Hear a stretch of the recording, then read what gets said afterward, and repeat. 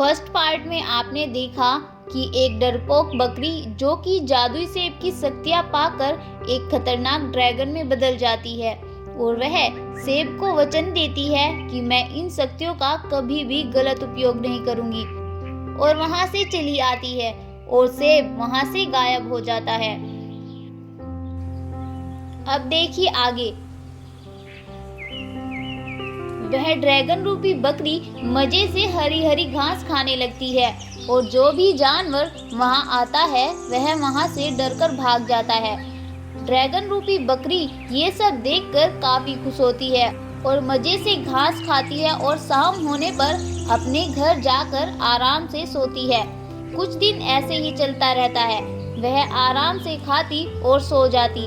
वह कभी किसी जानवर को परेशान नहीं करती थी। एक बार वह अपनी गुफा के पास आराम से खड़ी होती है, तभी वहां से एक भालू गुजरता है। वह जैसे ही भालू को अपने घर के पास से गुजरता हुआ देखती है तो वह गुस्से में लाल पीली हो जाती है और वह भालू से बोलती है, क्यों रे भालू, तूने मेरे घर के सामने से गुजरने की जरूरत कैसे की? अगर आज के बाद इधर से गुजरे तो मैं तुम्हें जिंदा नहीं छोड़ूंगी। तुम अभी जाओ और सभी जानवरों को मेरे पास बुला कर लाओ।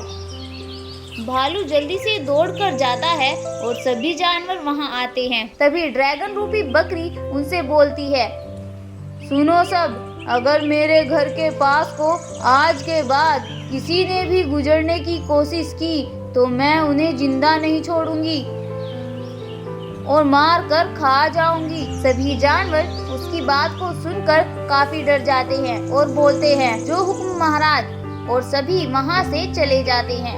उधर एक सफेद शेर जो दूसरे जंगल से उस जंगल में घुस आता है और वह ड्रैगन रूपी बकरी की गुफा के पास से गुजरता है तो वह ड्रैगन रूपी बकरी काफी गुस्से में आ जाती है और बोलती है, अरे ओ पागल शेर, क्या तुमने मेरा फरमान नहीं सुना क्या, जो तुम मरने के लिए मेरे पास आ गए? और ऐसा कहकर वह तुरंत उस शेर पर वार करने लगती है कि तभी वहां तेज रोशनी होती है और वह सोने का सेब फिर से प्रकट होता है और बोलता है, मूर्ख बकरी, मैंने तुम्हें पहले ही मना किया था कि कभी भी अपनी शक्तियों से किसी को नुकसान नहीं पहुंचाना, लेकिन तुमने मेरी बात नहीं मानी। अब मैं तुमसे सारी शक्तियां वापस लेता हूँ। और सेब उसे फिर से एक डरपोक बकरी में बदल देता है और वहां से गायब हो जाता है। शेर ये सब वहीं खड़ा हुआ देख रहा था।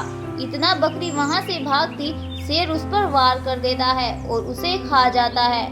तो सच ही कहा है दोस्तों, हमें अपनी ताकत पर कभी भी घमंड नहीं करना चाहिए, उसका फल हमेशा बुरा ही होता है।